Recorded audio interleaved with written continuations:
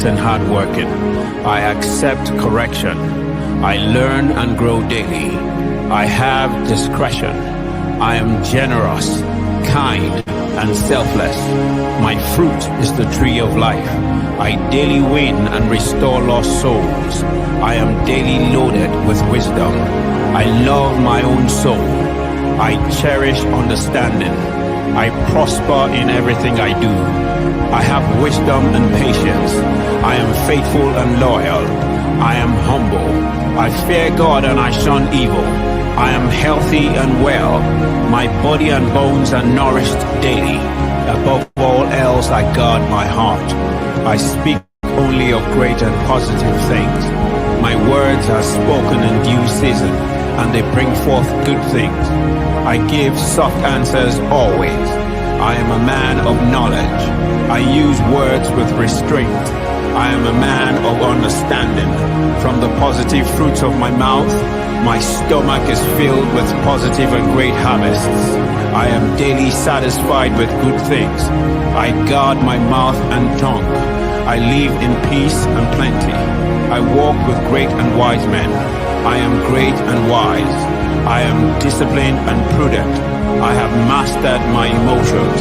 I am slow to wrath. I am even-tempered. I have great understanding. I follow my father's instruction. I make my parents glad and happy. I am attentive and I listen before I answer. I daily rise early to do my work.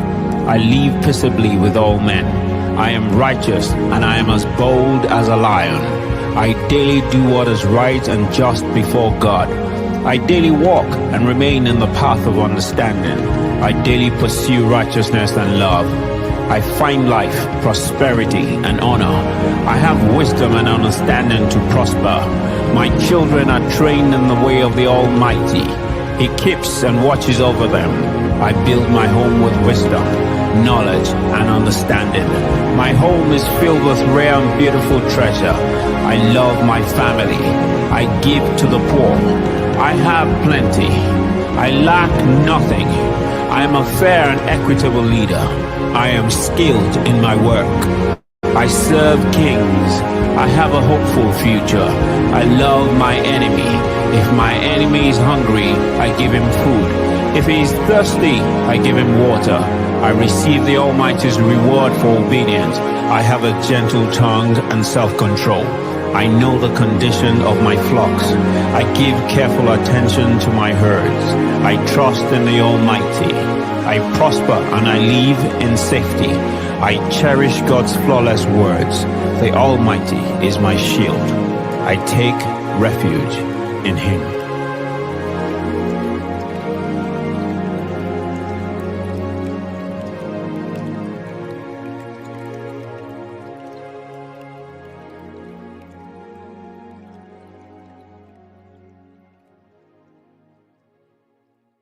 Good evening, everybody. Welcome, welcome, welcome. It's the grand finale. Today is the final day of our 3 weeks experience with the Catalyst and special guests. So before we get started, here's what I want you to do really, really quickly. I would like you to send this Zoom link to everyone you know within the community and get them to join today's final class. So I'm going to give everyone 1 minute to do this real quick. And then I have a fun activity that I want to do before I warm up to our wonderful guest, Vanessa Holmes, who I will do an introduction in a short while. But I want to know in the chat, have you invited someone? We're at 35. We're normally hitting around 100 plus on these calls. So Joan, Josephine, Emmanuel, Williams, Sensanesi, all of you, I'm calling you out. Send this link to someone that you know in the community and tell them that we have started today's session. Good evening, Wajir, Esther. Nice to connect with you. The second thing that I want you to do, I'm going to post something on my other Zoom link in the chat. And hopefully it shows up. So let me know if you have seen it in the chat. I have just posted something in the chat. I would like you to click it. It's an image, and I want you to tell me the first word that you see on this image. Okay, so this is what the universe is calling you to do right now in this season of your life. So click onto the image, see what word it's telling you to focus on. So I'm seeing believe, I'm seeing expand, I'm seeing focus. Keep sharing. Tell me what is the one word. Of course, Kemi's one will be manifest. Of course. So keep sharing, keep sharing, keep sharing. GM, yours is slowed down. The universe is really, really speaking today. I want everyone to click onto that image that I have just posted. I will try and post it again for those of us who are just joining. And I want you to tell me what is the image that what is the one word that you are seeing, first word that you see on this. Let's do that really, really quickly. Aisha, you've given me three. I said one, no, so we know who the Oliver Twist people are. We know who the ones that like extra Jara is. So I see flourish, create, shine, focus, grow, create, expand. Excellent. Keep it coming, ladies and gentlemen, and welcome to the final session of the Catalyst experience today, where I'm going to be inviting onto our chat today to give us a masterclass on what collaboration really means. And I'm going to do an introduction of her in a moment, but keep sharing. I'm seeing low down, focus, elevate. Keep sharing your word that you see. And whilst you do that, I want to warmly welcome Vanessa Holmes, who is going to be our speaker today. So Vanessa is a multi-skilled strategic facilitator with global expertise. She is passionate about elevating the magic of Africa by unlocking the potential of African brands and people. As a thought leader and strategist, Vanessa excels in organizational culture, leadership development, employee engagement, team alignment, design thinking, creative problem solving, and strategic brand development. With a career spanning several decades, Vanessa has shaped strategies, has facilitated integrated programs for prominent multinational companies and corporations such as Nando's, Visa, Alan Gray, Nedbank, Holland, ATC Africa, Chicken Republic, Health Plus, ICO Capital, and many others. Vanessa is presently the CEO of Sense to Solve. She has a graphic design diploma, holds a master's degree in analytical psychology from the University of Essex, UK, and brings a deep understanding of human dynamics to her work. Her unique blend of creativity, strategy, and psychological insight positions her as a trusted advisor for companies and leaders aspiring to make a lasting and meaningful impact in Africa and beyond. Ladies and gentlemen, please let us warmly, warmly welcome with all our emojis, all our claps, everything that we have going. Let us welcome Vanessa Holmes, who is going to talk to us today about the science, art, and spirituality of collaboration. Welcome, Vanessa. It is wonderful to have you on today's session. Over to you. Thank you, Bunky. So good evening, everybody. What a blessing and a privilege it is for me to be here this evening to talk to you about the SAS. I like that, hey, of science, art, and the science, art, and spirituality of collaboration. Thank you for the very nice, beautiful, warm welcome. And also, I want to add that in addition to all those career things, I think I've probably learned a lot about collaboration from being a mom, from being a friend, from being a partner, and from just walking life and having a strong relationship with God. I think that that's, also taught me a great deal about collaboration along the way. Um, Before we get jumping right into collaboration, and I'd actually just want to go back a little bit for those of you who weren't with us in Johannesburg, because TC introduced us to the whole concept of CAT and like what it means and how it works. So he introduced us to CAT, obviously collaboration, alignment, and trust, and he worked it through four very key and important principles. And I really think that again has so much relevance here for us tonight that I just want to recap on it. So, what he said is that to have a full and rich and fulfilling life, we need to learn to be in collaboration, alignment, and trust with these four key dimensions. One is God, and for some of you, that may ultimately mean some sort of other higher order value or ultimate purpose. Yourself, and that being your physical, emotional, and spiritual self. So all of you, and then nature and or the environment, and then others. And the reason that I want to really start here is because I think that all too often when we think about collaboration, we really only think about what that means in relation to others. And I think what's beautiful about what TC said is he encouraged us not only to look at those things, each one and for themselves, but also to think about how these things are interconnected with each other. So, for example, you cannot be in a good state of CAT if you are yourself not in alignment with God, the environment, and with other people, and vice versa. So these things really are very systemically connected. And I think that if we can buy into that, then we can also see that actually the whole nature of CAT is also linked. So collaboration, alignment, and trust are linked. So really, in order for us to have to have healthy and good collaboration, we are always aspiring for alignment, although as we will discuss today, that's not necessarily always where we start. And we also come at it from a position of trust. So I think that that's really critical just to create that link back.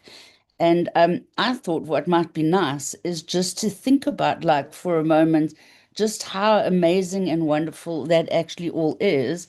And for us to just also, we've all come from different places. I'm sure some of you have come directly from work. Maybe some moms were making dinner or fetching children, and we've all come from somewhere. So I'd like us to just start this session by just taking a moment for us to be present and for us to kind of get into the zone. So, if you don't mind with me, let's just start by just taking a few big, deep breaths in and out. So, let's do 3 or 4. So, really kind of imagine yourself almost as a flat fire hydrant pipe. And from your toes, pull that air up and feel your whole body expanding up into your chest and into your neck.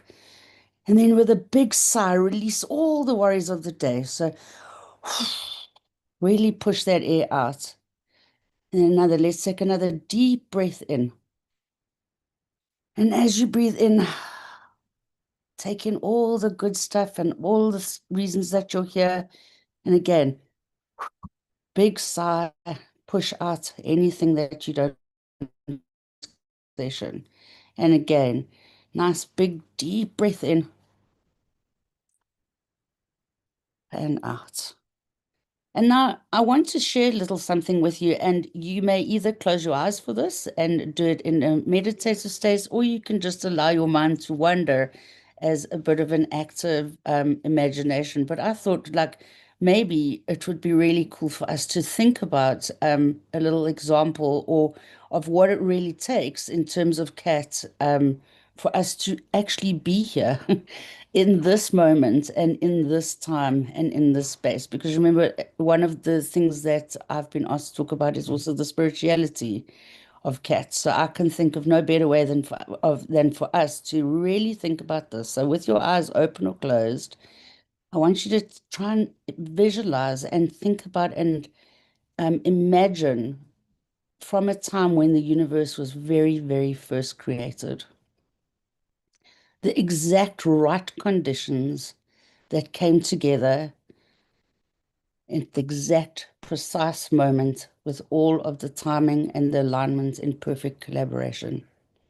Think about our own planet, our Earth, and what it actually took for this planet to even support life to begin with. How everything had to work together, how everything had to collaborate, how everything had to be aligned. Think back to your ancestors. Think about every plant, every animal, every raindrop, and every beam of sunshine that actually collaborated and aligned to sustain their existence. Think about your parents. Think about them being born, growing up, meeting one another, coming together, and collaborating, if you will, under the exact right conditions with God's blessing to co-create you. Think about all of the steps that you've taken along your journey, learning to crawl, learning to walk, learning to speak. Think about all the people, all the forces, and all the events along the way, over the years, over the months, over the minutes, and over the seconds that have brought you to this exact moment in time right now. And when you're ready, open your eyes. So for me, if that is not just the most perfect example of what spiritual collaboration or CAT looks like and is all about, then I'm not quite sure what is. So if you agree with me, let's see it in the chat. Like let's have a shout out. Let's have a like, yay, I'm amazing and I am here.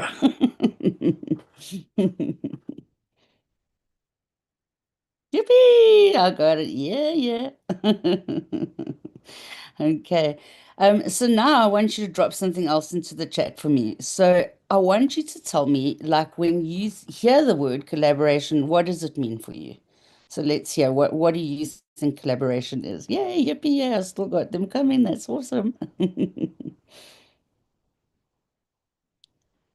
Okay, so tell me, so when I say collaborate, yes, connection. Okie dokie, that's good purpose. That's a nice one.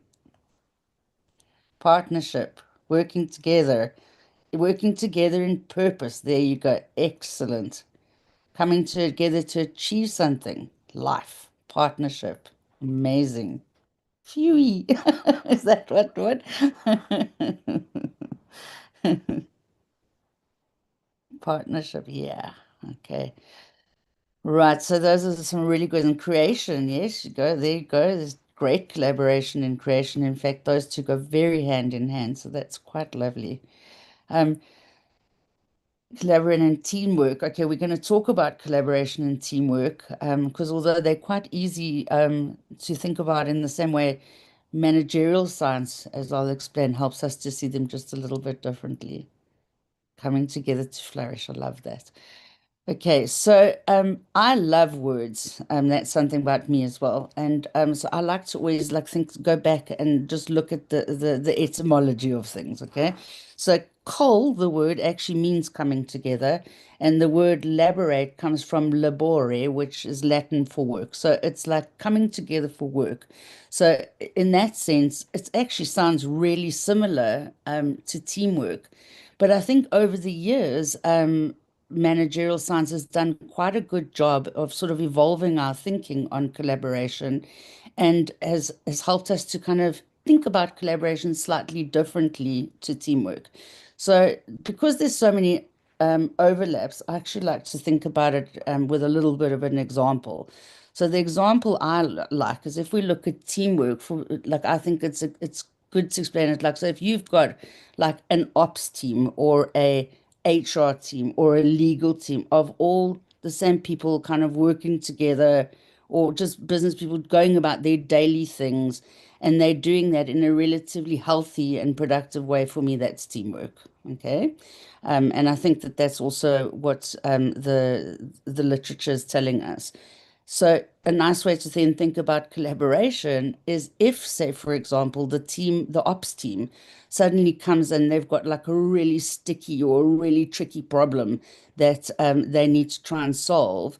And instead of trying to just solve it on their own as an ops team, what they do is they bring in someone from finance, they bring in someone from HR, from marketing, and from other divisions because they are recognizing that everybody that they're calling on has unique and diverse skills, and that has enormous value within the process of collaboration because it's all these different skills and points of view that will probably help them to find a better solution.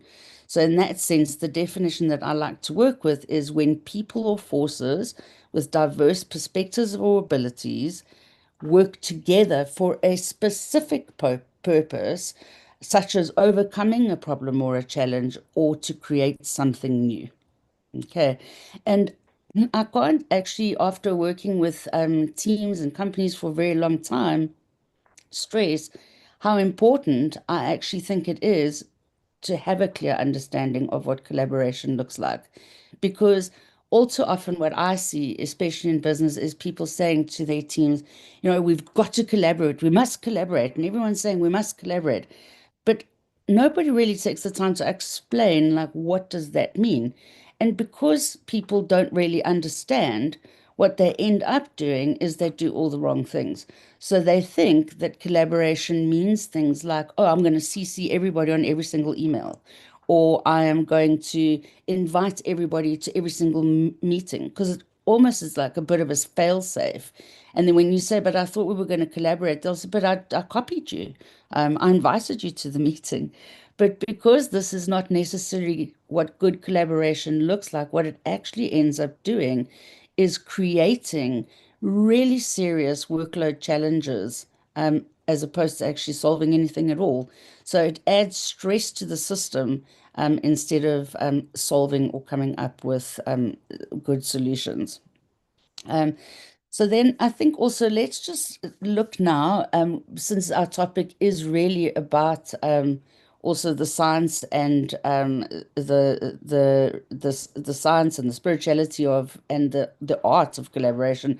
I think it will be good for us just to have a quick look at what both religion and science actually have to say about collaboration. So, interestingly, the Bible actually has some wonderful insights to offer us on collaboration. So, for example, Corinthians 1, verse 12 describes the church as one body with many parts, each with different gifts and functions, all working together, and says, no part can say to any other, I don't need you. Romans 12:4-8 teaches that we have different gifts and that we should use them in service of one another. And Proverbs 15:22 says, plans fail for lack of consensus, but with many advisors, they succeed. So there's many more, but there's many great examples and that provide different perspectives on collaboration in the Bible. So it's long since been something that's advised for humanity from a spiritual perspective.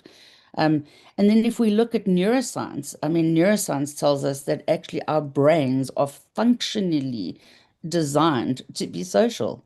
So human beings have more mirror neurons than any other species.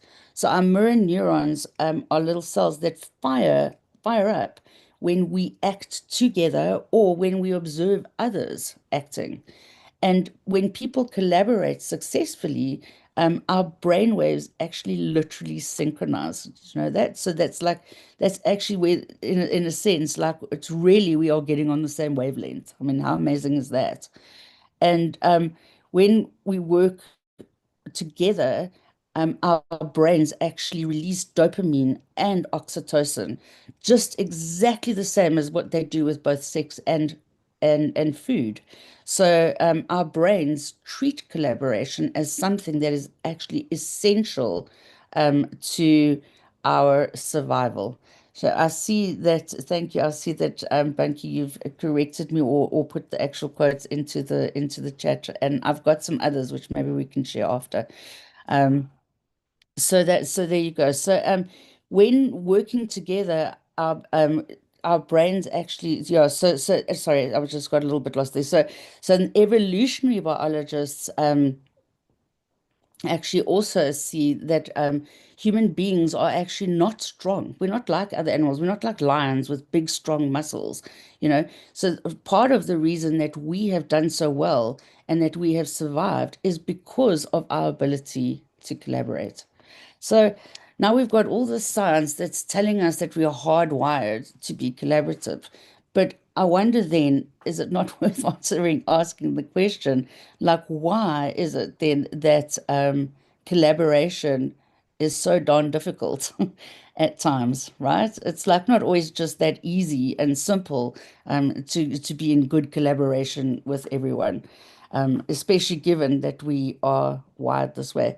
So the first answer actually also lives in our brain, interestingly enough, and that has got to do with the fact that as human beings, we literally have limited prefrontal cortex, which means that we only have a certain amount of ability to process things consciously, and it also means that we only see a keyhole of what is real. Do you know what I mean? So I see a keyhole of real what is real. Kemi sees a keyhole of what is real, and this is actually also goes a long way to explaining why, especially in the world we live in today, why collaboration is in actual fact so important.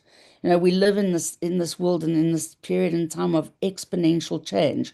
So it's actually quite ridiculous to think that any one person can honestly like learn absolutely everything, know all the trends, or that you can do and achieve everything all on your own.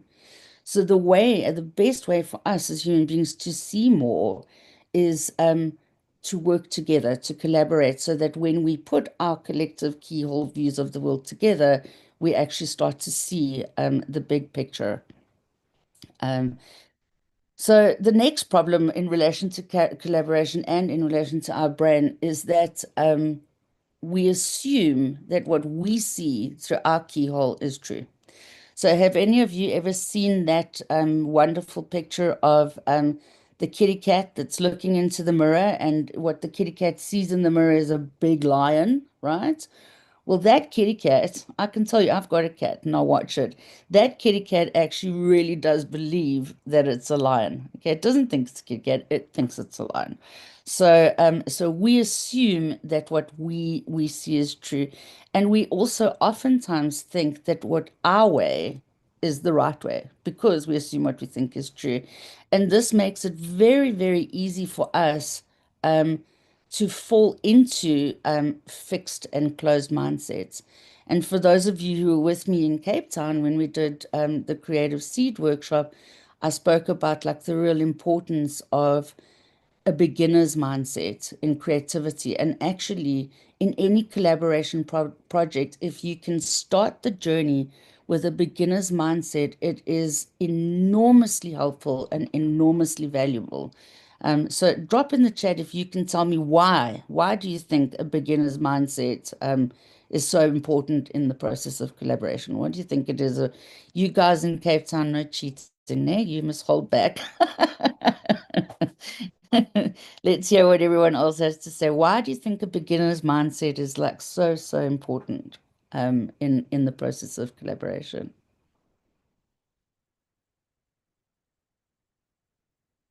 Come on. Anyone?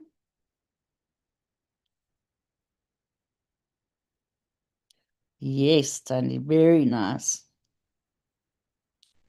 Yes, makes you open to the challenges. A beginner's mindset allows you to come and receive blank canvas. Yeah, beginner's mindset is open. Um, you come curious. Ah, I love that. That's absolutely perfect. You see, just like a small child, you come with that sense of curiosity and wonder, wanting to discover more, wanting to learn from other people. Yeah, it makes you open-minded to other people, renewal, innocence, learning things will be easier. a beginner's mindset is fertile. How beautiful is that? And isn't that true? Hey? So it's like when we plant seeds in a beginner's mindset, it is fertile and they are likely to grow, eager to learn. Amazing. So yes, that's right. So that's why we want to come with a beginner's mindset, because if we don't, if we go there, I'm sure we've all had people like that. It's very difficult to teach somebody that thinks they know everything, anything, right? It's only when we have like an open mindset that we can say, well, maybe, just maybe, not definitely, maybe I'm wrong. Okay. And when we have a growth mindset that says, I'm learning new things all the time, and I have a beginner's mindset that gives me an openness. The next problem as well is that and I mentioned it earlier, is that we think about collaboration as a you problem. Do you know what I mean? So we think about it's something that we've got to fix other people in order to collaborate well. There's not nearly enough attention or focus paid to us thinking about like actually to have good collaboration. We need to think about like, so how do I show up? And that is such an important thing. And it goes back to that whole cat thing around the dimension of you, you know. And I'm sure that TC would agree with me that thinking about you is a really important thing to do, because that actually is the one area that you can make change, that you have some control over. Trying to change somebody else is not that easy. Whereas when it comes to being able to change and shift yourself, well, that is much easier. So for good collaboration to take place, the first thing I'd say that we've got to do is we've got to learn to leave the ego at the door. You know, so I've got actually a wonderful picture. If I was sharing slides, I would show you a picture of somebody dragging a big stone behind them with a big writing on it called ego. And I think that, we've got to be careful not to carry that big stone into the collaboration sessions. And the next thing, going back to this whole concept of CAT, I want to also say that trust in collaboration teams is a huge thing. And I want to put it to you that I think that that we've got to recognize that actually I've thought about this a lot, and I really have come to the decision that I really and truly believe that trust is given. It's not earned. I can stand on my head for 1,000 years trying to earn your trust, and unless you ultimately decide that you're going to give it to me, I can't get it. So I think that if we go in and we give trust, and then of course everyone should live up to that trust, but I think we must recognize that trust is ours to give, and that we should always start from a position of trust. The next thing that I wanted to say is that I think that oftentimes collaboration is confused, and it gets confused with confirmation. Like we collaborate because we're looking to confirm something. We all need to get on the same page. And it oftentimes taps into confirmation bias, where we run around seeking confirming evidence. And really, at the end of the day, collaboration is not about us getting all our little duckies neatly in a row with everybody going, yes, yes, yes, that's amazing. And so it's not about confirmation, it's not about affirmation. In fact, it is not about finding people who agree, but more importantly, it's about going out there and deliberately looking for people who think differently to you and who are likely to disagree with you, and then being able to work with that diversity and work through that complexity. Because when you do that, you will radically improve the quality of your thinking and the quality of the solutions that you come out with on the other end. So on that basis, it's always like a really good idea to seek first to understand and then to be understood. And listening truly is our greatest gift in that area.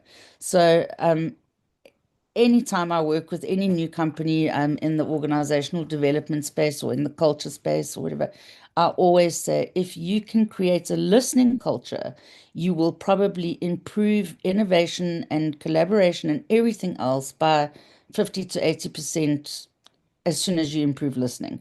Because most people do not actually listen to learn. We listen to respond. So instead of truly listening and understanding what it is that the person is saying, what we're busy doing is we're formulating our next question, our next response, or whatever it is that comes up for us in our minds, which of course prevents us from really tapping into the other person.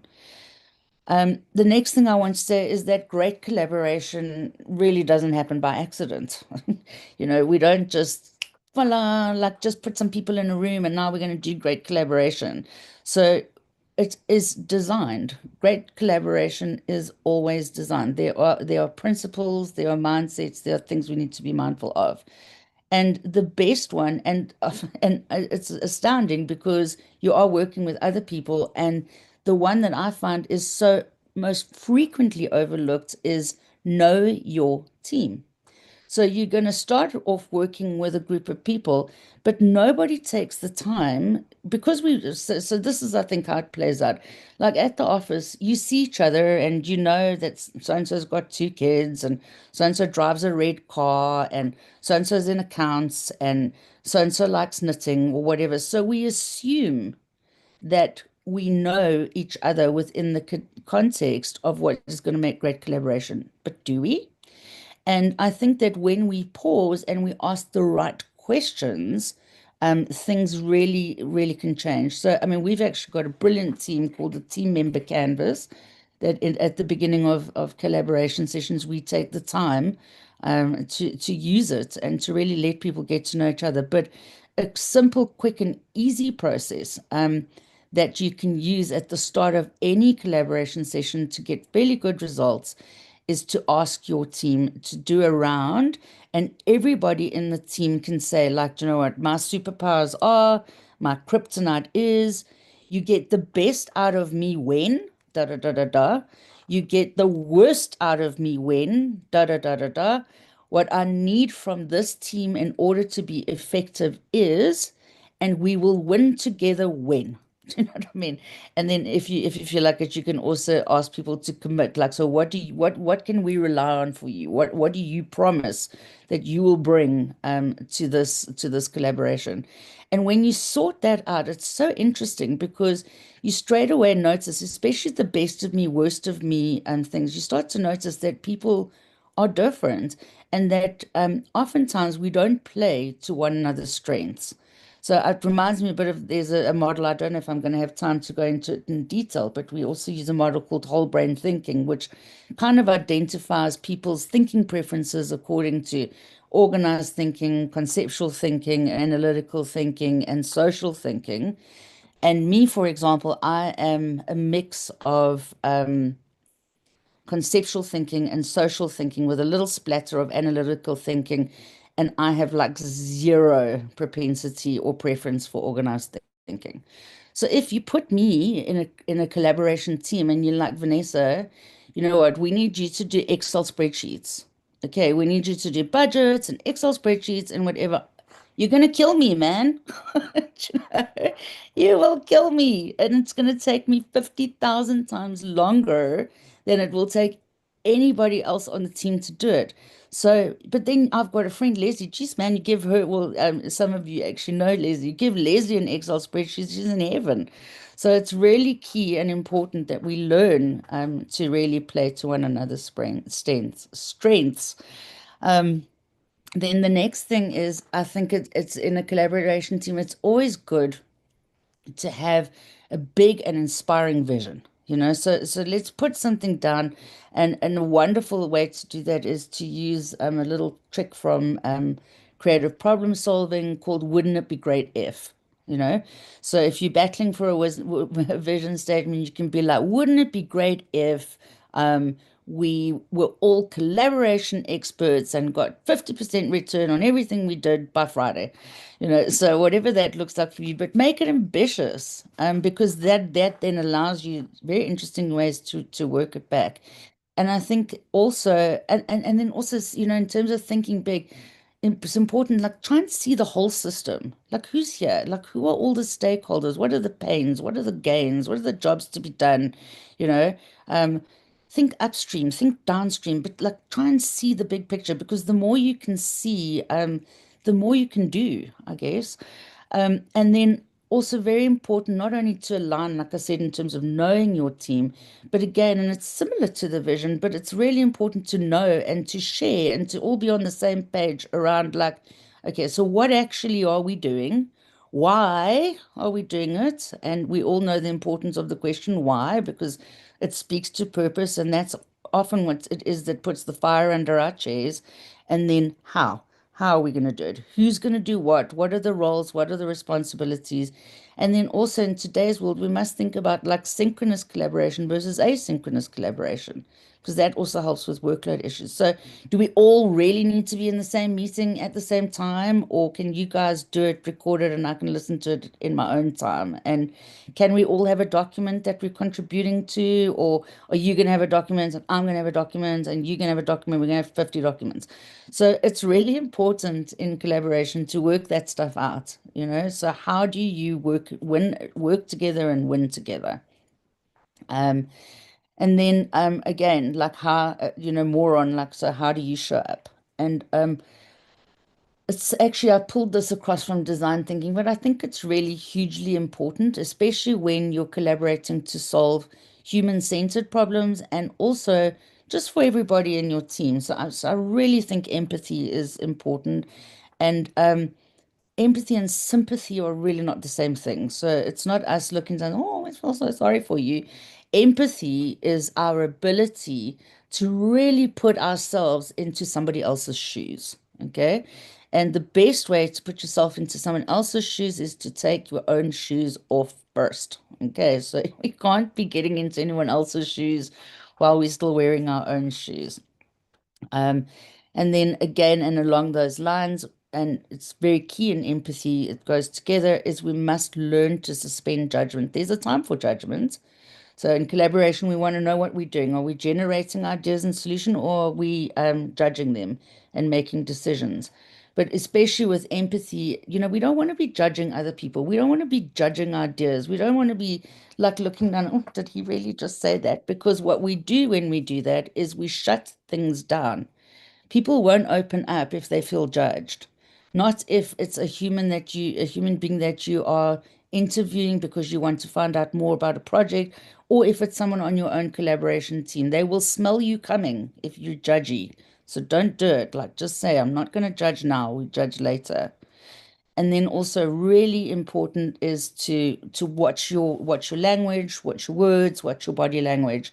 Um, so something as small as, and I'm sure you can all show me by put a thumbs up in the chat box if you resonate with this. Um, if you've ever worked with or for somebody who is a no butter, or even worse, a yes butter. So everything you say, they say, no, but that's not really going to work. Or yes, but I actually thought about that and like, no, no, but yeah, we tried that last year and that didn't work. Or yes, but I don't think there's time for that or whatever. Do you know that they've actually done research and they've shown that using the word yes, but and no, but, okay, actually causes us to release chemicals in our brain consistent with fight or flight.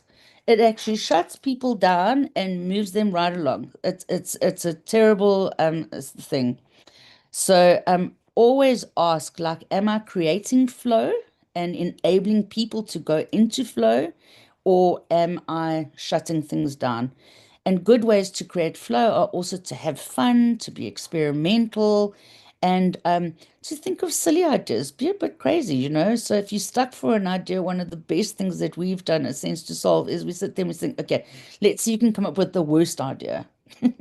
Or let's all think of an idea that will absolutely get us fired, because ideas are like stepping stones. So it's quite easy actually. And we've had some real breakthroughs by saying, ha ha, that's funny. Yeah, that would definitely get you fired. However, if we just change this or this, that could actually be really awesome. So that idea will lead to another idea because that's just the nature of ideas. And then this is really a big one. Um, so I think don't defend. And like when we are so when we're defending, we don't have our defenses have us. That's how it works. So you cannot be defensive and creative at the same time. You cannot be collaborative and defensive at the same time. Um, Mostly when we are being defensive, it is because of our fears. It's our own internal fears in relation to our own lack of ability, our own worthwhileness, our own incompetence or significance. It has something to do with us. And I think TC speaks a lot about imposter syndrome, which is probably linked to some of these. But the important thing here in terms of defenses is to know your triggers, like know what triggers you, and then be able to spot your own early warning signs. Okay.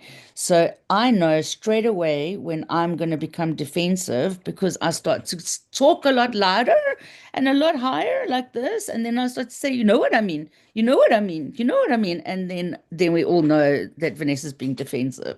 So, and if I see that thing happening or whatever, then what I do is I either own it immediately. I'll say, oh dear, okay, I see I'm being defensive.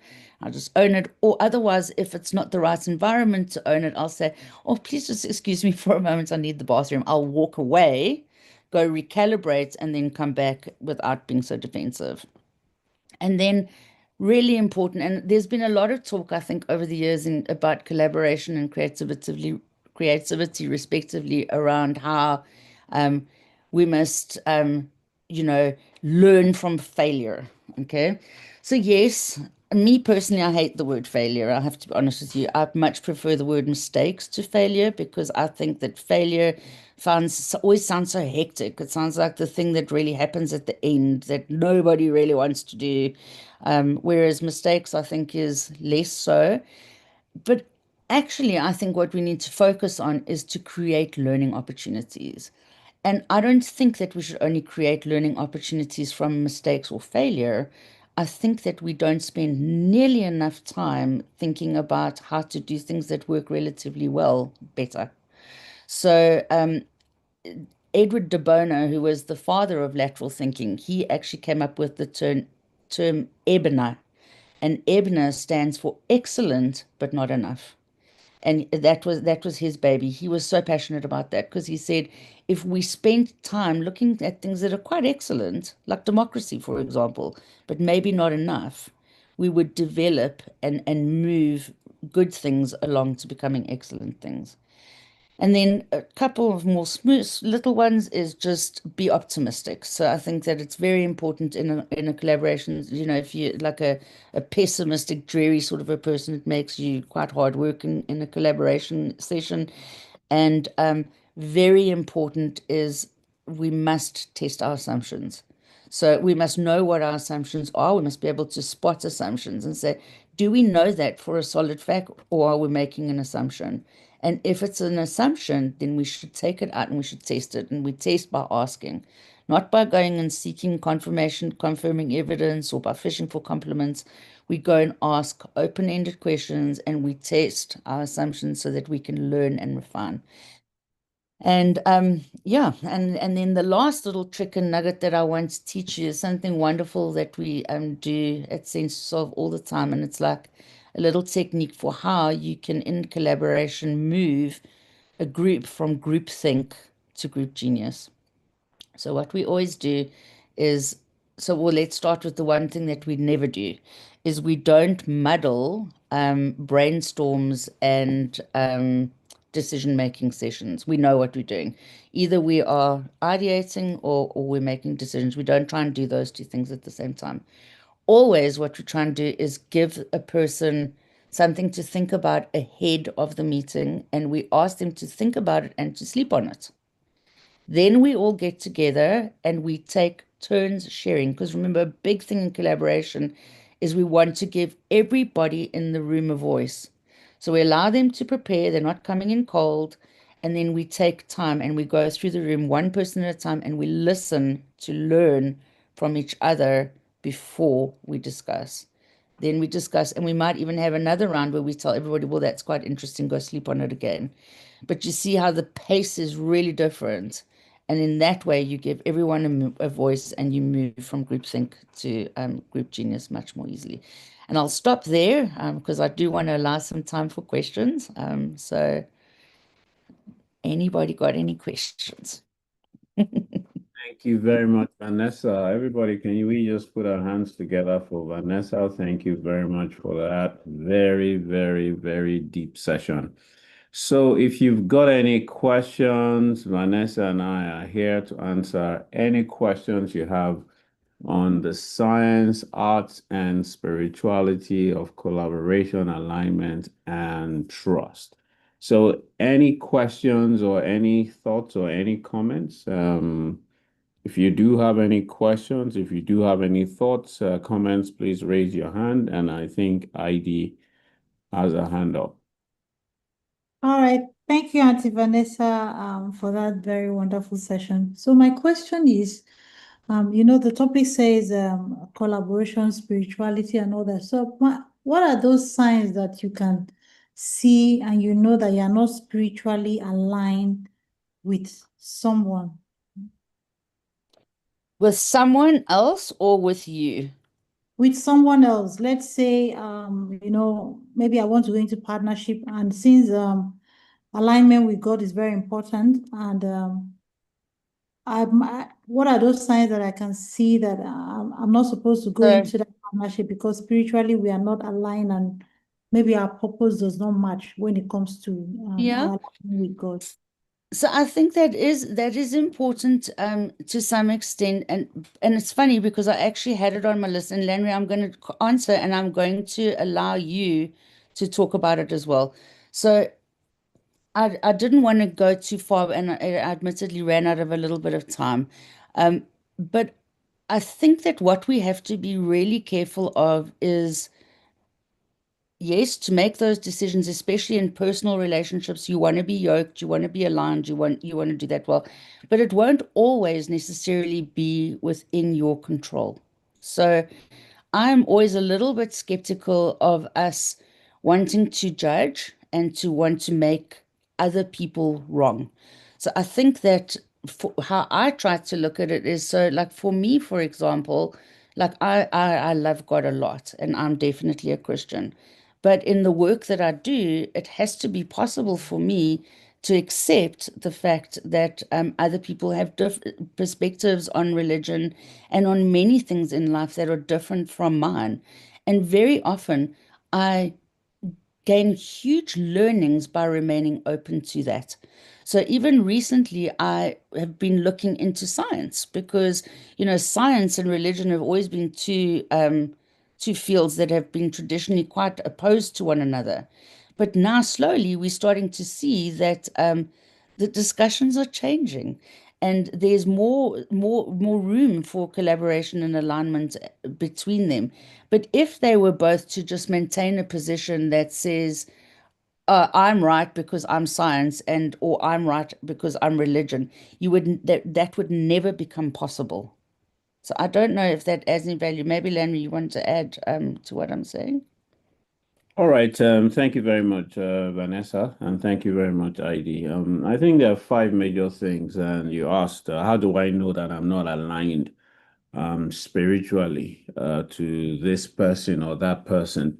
I think it's not only about spiritual alignment. I think it's also, broader and general. So I'll use align as an acronym to answer your question. The first thing is, you guys must ensure that, or if you want to know that you guys are not aligned, you would experience an absence of shared values and beliefs. So your values and your beliefs will be opposed to each other. So once you find that, there's an absence of shared values and shared principles and shared beliefs, it's a major, major flag, because your values, your beliefs, and your principles, will determine your priorities. And if they don't match, there will always be conflicts and there will always be friction. There will be lack of flow. The second thing that you should look out for is, you would say a lack of love, a lack of harmony, a lack of peace, and a lack of unity. You know, criticisms will always come up. Dishonor will always come up. You know, discouragement would always come up. Then you start to compete with each other rather than complement each other, right? So instead of collaboration, you become competitors, and that will kill any partnership or any relationship, whether it's spiritual or otherwise. Another one is inconsistency in vision, inconsistency in how we talk, inconsistency in our behavior and our character. You know, our views are completely different. And because of, the fact that our views are different, our vision is different, right? Our worldview is different, right? It will affect our behaviors. So you would find out that, man, this person's behavior is not even in alignment with my own. And the next one is, growth. You are growing in opposite directions. Your growth is not consistent, or you are getting in the way of each other's growth. And then most importantly, there's no alignment in purpose.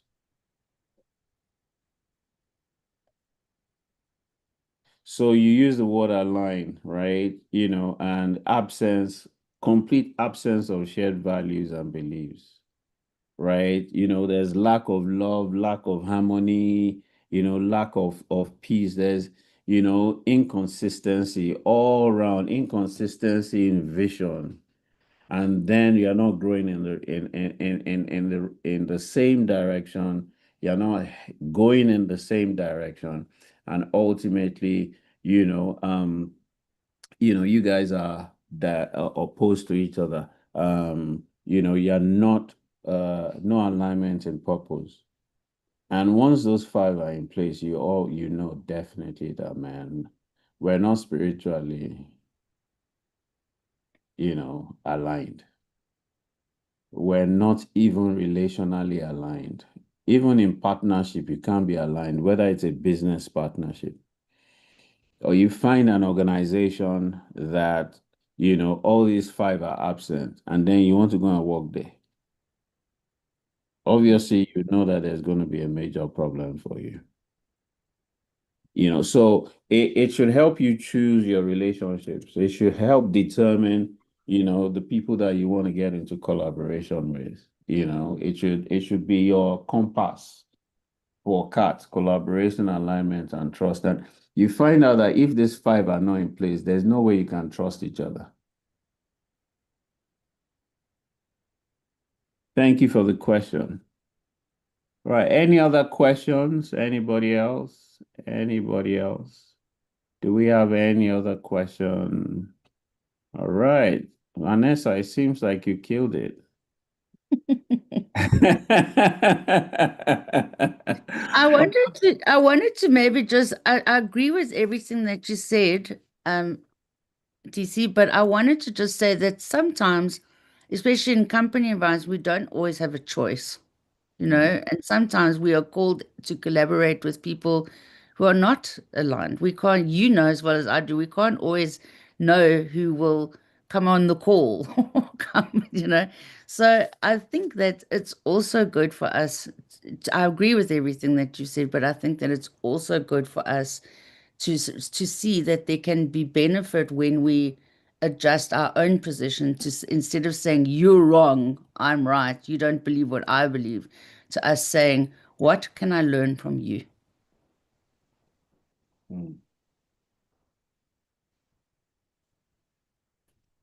Yeah, very, very powerful. Very powerful. I mean, the whole essence of relationship really is about growth, is about progress. The whole essence of life is is in that direction, progress and growth. And the people that you learn the most from, or the things that you learn the most from, is problems, pain, conflict, and challenge. So you see it as, yes, we cannot collaborate and align, right? But I can learn something from you, and what I learn from you, I probably can learn from somebody else. Okay. So you see that as an important um, um, um, aspect of your life, or an Yeah. important contribution to your life. Yes, Anna, how are you? Good evening, sir. I'm very well, thank you. And you? I'm very well, thank you for asking. You've got a question or a contribution? A question. Good evening, everyone. Thank you so much, Auntie V, for that wonderful presentation. I was so glued to every word you were saying. My question is actually for you, TC. So these five things that you mentioned that are necessary for right collaboration, what if at the beginning phase all of these were present and then one or two things now don't align? So let's say growth, growth in opposite direction. At the start, both of you had similar vision, similar world view, just everything was in alignment, but people change based on experiences. And so this person now has a different view on life, and you can see that they are going in a different direction. So would you say, because now there's also the conversation of getting to also understand their own viewpoints, because you cannot necessarily say, oh, I am right and this person is wrong. What would be the best approach in that situation? How would you know the right time to pull out? If it's you have to pull out of this collaboration, if it's you have to maybe question yourself if this is the time for you to be more open-minded. So how would you approach that situation? You started in alignment, but then one of the parties is drifting. All right, very, very good Mm, question. I think, we're speaking relationships, right? And when mm, we talk collaboration, alignment, and trust, we're talking relationships. And the very first thing about relationships is for you to determine whether it's a relationship for a reason, a mm, relationship for a season, or a lifetime relationship.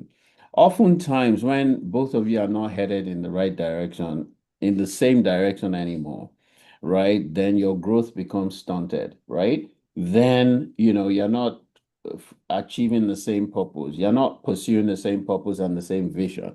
Then you have to be able to realize that, perhaps the season is over. Perhaps the reason for this relationship is over, and it's time for us to terminate that project. And then both of you can still, remain friends and you move on to different things. But the nature and the dynamic of that relationship will change from then. Doesn't mean that you will stop talking to each other. It's just that the project or the program or the purpose for that union, you fulfilled it. And it's mm, okay, right, for you guys to, go on and, collaborate with other people for other projects for another season. And you may find that sometime in the future, right, you guys may come back to collaborate. And that is why every relationship, you must first of all ask yourself, what is the purpose of this relationship?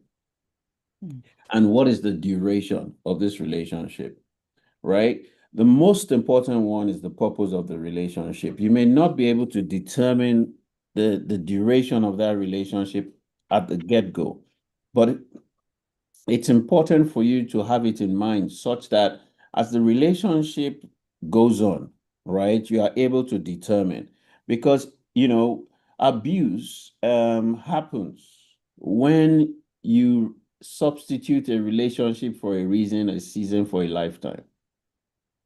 You have to know when that purpose is fulfilled and when you both need to, part ways on that particular purpose.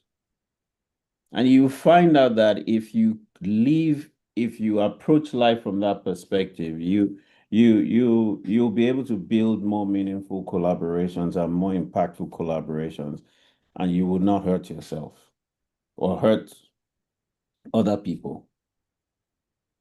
Okay. Awesome. Awesome. So I've got a question for you guys. How many of you were here on day one, week one, on day two, week two, and this is your third. If you were here for the three, just put up your digital hands. Let me see. Awesome. All you were here week one, week two, week three. Can I see your digital hands? Sharp, sharp. If you are here week one, week two, week three, can I see your digital hands? Okay, it seems like only about 30% of us were here on week one, week two, week three. All right, so this seems like, yeah, about 30% of us. Yeah, okay, can we remove our digital hands? I've got another question for you. How many of us were here in week two? And in week two, you didn't come for week one, but week two you were here. Week two, week two, week two, week two, week two. Week two, week two, week two, week two, week two, week two. It's like I'm rapping. Week two, week two, I'm singing. Week two, week two. You see, it's scratching. I'm scratching week two, week two, week two, week two. Awesome, awesome, awesome. So it's the same set of people that were here in week one that were here in week two as well. So we've got a good number of people that are new today that did not show up on week one or week two. Week one, we talked about discovery of purpose, and week two, we talked about, aligning, harmonizing your feminine and masculine energy. Well, my last question is, what are you going to do with all the knowledge that you've acquired in the last 3 weeks? I want you to reflect on this. I want you to identify two things that you're going to stop doing, two things that you're going to start doing, and two things that you know are good for you that you need to continue doing. So I want you to do a quick reflection. Okay, week one and week three, right? Okay, I missed that. All right, no worries. So two things that you're gonna start doing as a result of what you've learned, two things that you're gonna stop doing as a result of what you learned. And let's make it three things. One thing from week one that you're gonna start doing, you're gonna stop doing, or you're gonna continue doing. One thing from week two that you're going to start doing, you're going to stop doing, you're going to continue doing. And one thing in week three today that you're going to start doing, you're going to stop doing, you're going to continue doing. Quickly, let's take 2 minutes and quickly do that. And when are you going to do it? When are you going to start doing those things? Put a date to it and identify someone that you're going to share it with that will hold you accountable. Because I know some of you, you're not going to do it. You just write it down. Nishi. So put a date to when you're going to do it and identify someone that you're going to have a conversation with that is going to hold you accountable. Oh, wow. Alima says that she's already started. I believe you. I believe you. I believe you. I believe you. I believe you. Awesome stuff. Great, great, great. Awesome. So thank you very much, everybody. I think Kemi, did you just leave your hand up or you've got a question? You left your hand up. All right, fantastic.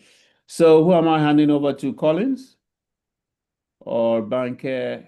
Collins. All right. So thank you very much, everyone, for showing up. It's been 3 weeks, of an incredible masterclass sessions. I want to thank Banker.